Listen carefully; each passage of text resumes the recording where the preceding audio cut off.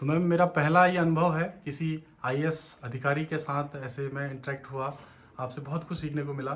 तो मैं सबसे पहले बधाई देता हूँ आपको भी और आपके आदरणीय माताजी पिताजी को भी, श्री मुकुल राय जी और श्रीमती किरण मैडम, दोनों को बहुत बहुत बधाई देता हूँ।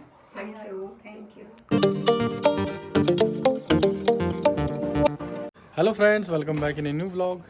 आज के इस व्लॉग में हम जाने वाले हैं एक ऐसी शख्सियत से मिलने, एक ऐसी हस्ती से मिलने जिन्होंने पहले ही अटेम्प्ट में एक ऐसा मुकाम हासिल कर लिया है जो मतलब लोग सपनों में देखते हैं, जो लोगों का सपना होता है।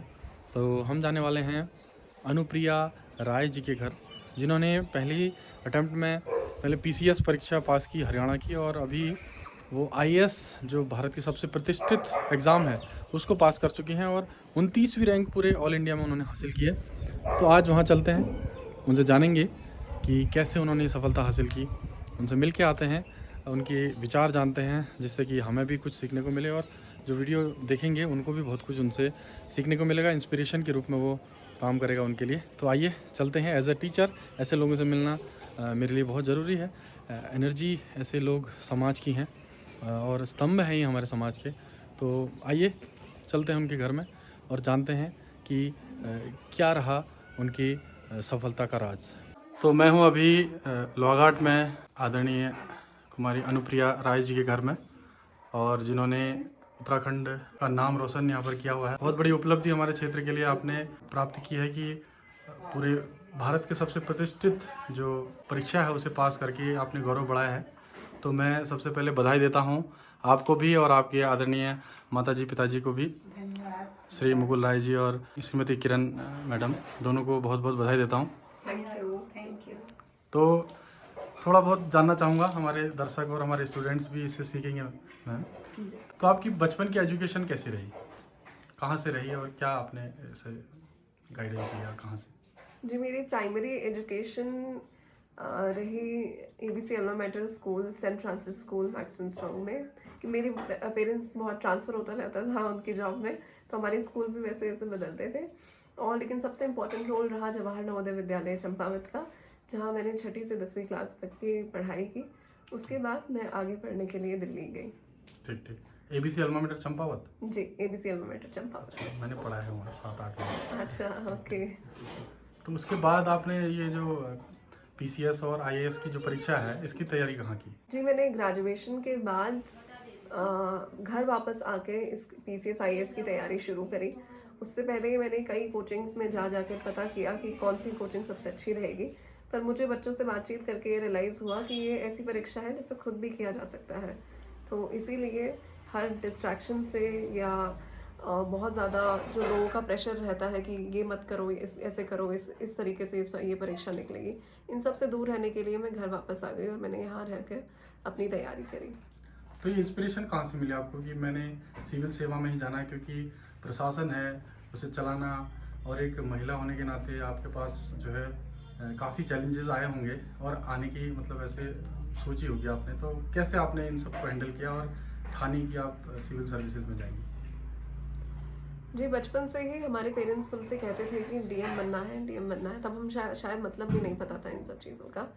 और बाद में जब हम नवोदय में पढ़ते थे, तब वहाँ पे क्योंकि जो डिस्ट्रिक्ट मैजिस्ट्रेट होते हैं वो चेयरपर्सन होते हैं नवोदय विद्यालय किसी भी डिस्ट्रिक्ट के, तो वहाँ पे विज़िट करते थे। तो हमने देखा कि कितना काम वो लोग कर सकते हैं और कितना बदलाव वो लोग ला सकते हैं।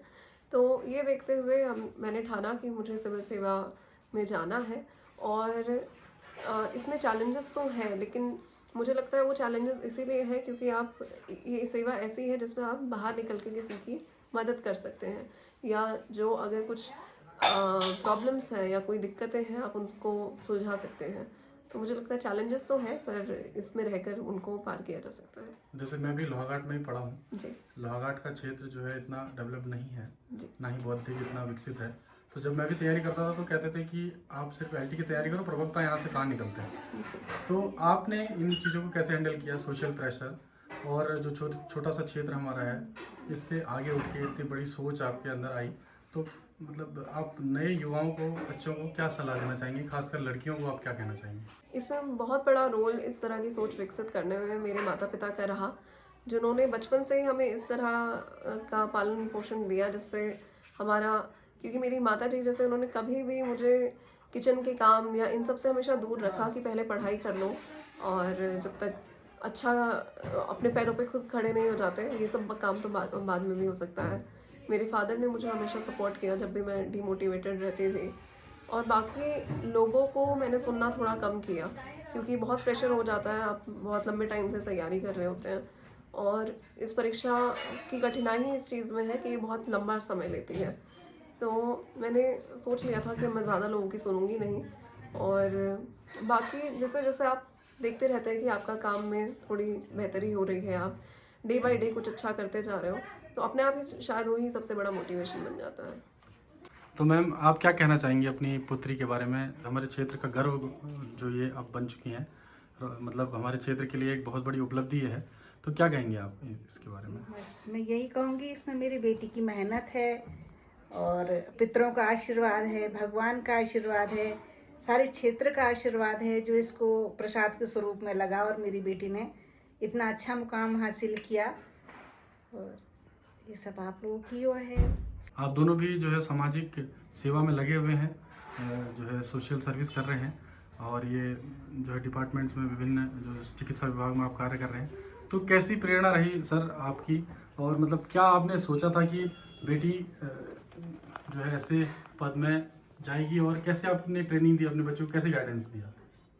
ये ईश्वर की कृपा है, पितरों का आशीर्वाद है, लेकिन बच्ची हमारी जो है विलक्षण थी, इसमें क्वालिटी थी, और हमने ये सोचा कि इसकी क्वालिटी को जो है पूरी तरह से डेवलप किया जाए, इसको कहीं पर किसी तरह का अवरोध ना आने पाए। तो हमने इस दिशा में काम किया कि जो है कि इसकी प्रतिभा का जो है ये अपनी प्रतिभा का पूरा उपयोग कर ले, और जो ये परीक्षा है देश की सबसे प्रतिष्ठित परीक्षा है, ये इसके लायक है और ये अपने उद्देश्य को प्राप्त करेगी।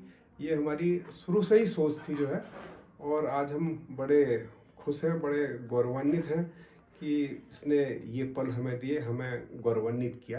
ये हमारे लिए बहुत ही खुशी की बात है। अब फ्यूचर में इनके पास काफ़ी शक्ति होगी, पावर होगी समाज को बदलने की और अच्छा करने के लिए समाज में, तो क्या कहना चाहेंगे? क्या इनको आप देखते हैं फ्यूचर में कि कैसे काम करें, और क्या मतलब दिशा निर्देशन आप देंगे?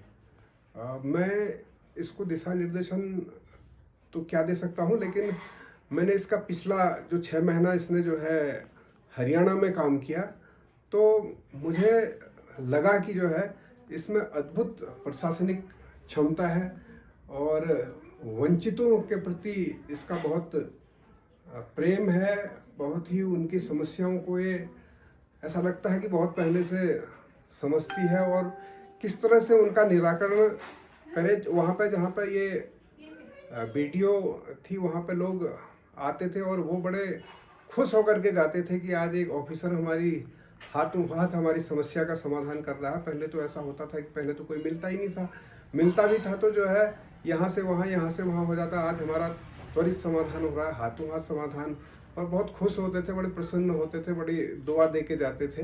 तो ये इसकी जो कार्यप्रणाली है ये बहुत अच्छी है, और सबके साथ मिल कर के काम करना जो है इसकी बहुत बड़ी क्वालिटी है जो है, और ये आगे भी जारी रहेगी। धन्यवाद, बहुत बहुत शुभकामनाएं आप दोनों को, और अनुप्रिया जी आपको मतलब विशेष बधाई। और तो मैम मेरा पहला ही अनुभव है किसी IAS अधिकारी के साथ ऐसे मैं इंटरेक्ट हुआ, आपसे बहुत कुछ सीखने को मिला, और आप हमारे क्षेत्र की ऊर्जा हैं। आपको बहुत बहुत शुभकामनाएं, बहुत बहुत आपका भविष्य उज्जवल हो, और माँ भगवती, माँ शारदा, ऋखीश्वर बाबा आपको बहुत दीर्घायु दें, बहुत शक्ति प्रदान करें, और आगे आप बहुत अच्छा उज्जवल भविष्य आपको। धन्यवाद। तो यहाँ पर देखिए एनुअल प्राइज़ डिस्ट्रीब्यूशन फंक्शन यहाँ पर हुआ था, और इसमें Anupriya Rai ji PA honours history में कॉलेज टॉपर ये रही हुई हैं दिल्ली यूनिवर्सिटी में।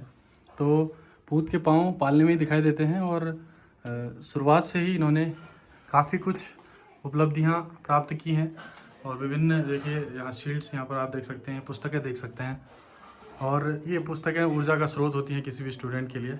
तो सिंपल लाइफ और हाई थिंकिंग के बल पर आज ये मुकाम हासिल किया है अनुप्रिया जी ने। तो एक छोटी बहन होने के नाते आपको बहुत बहुत बधाई मेरे हृदय से, दिल से। और हमारे बच्चों के भी जो है आप आदर्श होंगी और फ्यूचर में आपको देख के वो भी कहीं ना कहीं मेहनत करेंगे। ये अभिलाषा लेकर आप सभी को बधाई देता हूँ। धन्यवाद आपका। धन्यवाद। तो देश की सबसे प्रतिष्ठित परीक्षा IAS को पास करने वाली छोटी बहन के घर में जाके अभी हम आए, और ये जो छोटे छोटे बच्चे हैं इनके लिए वो प्रेरणा है, आइडल है। और हम भी चाहेंगे कि हमारे भी बच्चे ऐसे निकलें आगे। हर कोई चाहेगा कि ऐसे हमारे बच्चे निकलें।